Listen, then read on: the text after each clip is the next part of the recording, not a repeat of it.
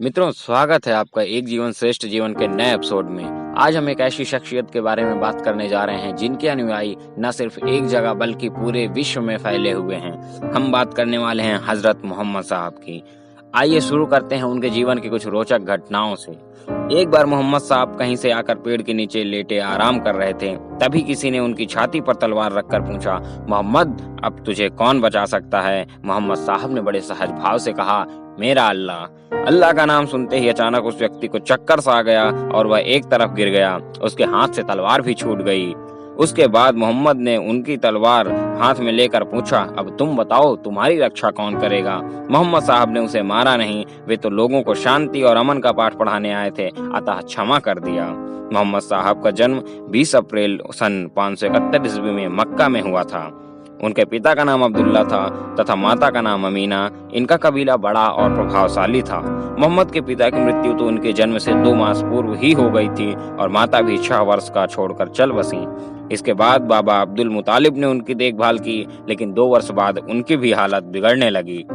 तब बाबा ने मोहम्मद के चाचा अब तालिब से कहा, यह बच्चा बड़ा भाग्यवान है, इसे मैं तुम्हें सौंपता हूँ, इसे कोई तकलीफ ना हो। चाचा के अपने भी कई बच्चे थे, इसलिए दिन गरीबी में कटते थे, लेकिन उन्होंने इस बच्चे की जिम्मेदारी ले ली। अभी मोहम्मद 8 वर्ष के ही थे, लेकिन घर की हालत समझते थे, इसलिए वह शुरू से ही बकरियां चराने का काम करने लगे।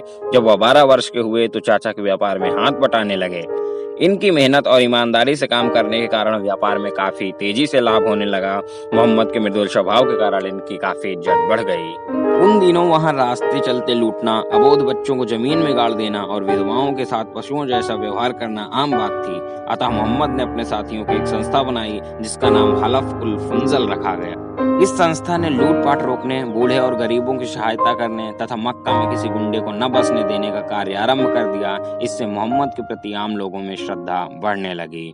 मोहम्मद की ईमानदारी और कार्यकुशलता की तारीफ सुनकर वहां की एक धनवान महिला ने अपने लंबे चौड़े कारोबार की देखभाल के लिए इन्हें अपने यहाँ मैनेजर रख लिया। 40 वर्षीय इस विधवा महिला का नाम खदीजा था। यह मोहम्मद के रंग रूप, मृदुल स्वभाव और कार्यकुशलता से इतनी प्रभावित हुई कि उसने 25 वर्षीय मोहम्मद के साथ विवाह करने का निर्णय कर लिया।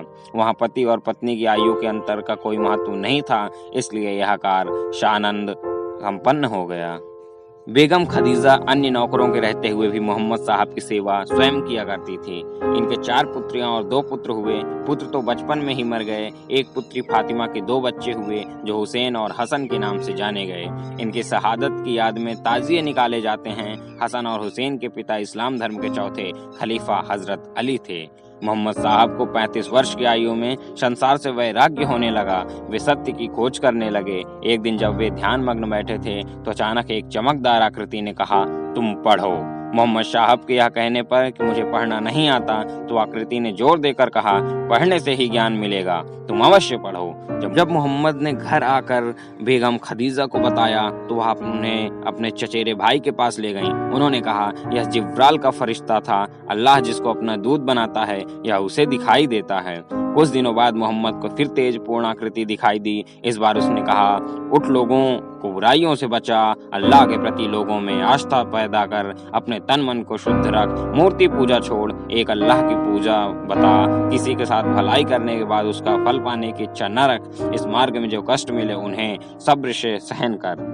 उन दिनों अरब में अंधविश्वास और मूर्ति पूजा का जोर था। कुरैशी नामक व्यक्ति और उसका कबीला मूर्ति पूजा को धंधे के रूप में चलाता था, अतः वह किसी को इसके खिलाफ सिर नहीं उठाने देता था। फिर भी धीरे धीरे मोहम्मद साहब का प्रभाव बढ़ता गया। जब कुरैशी को मार काट से काम नहीं चला तो उसने मोहम्मद साहब को लालच दिया। उसने कहा कि अगर तुम कुरैशी के पुरखों के धर्म बुत परस्ती का विरोध करना छोड़ दो तो तुम्हें मुंह मांगा धन मिल सकता है, सुंदर से सुंदर लड़की मिल सकती है, चाहो तो मक्का के राजा भी बनाए जा सकते हो। लेकिन अल्लाह का दूत सत्य के मार्ग पर चलता रहा।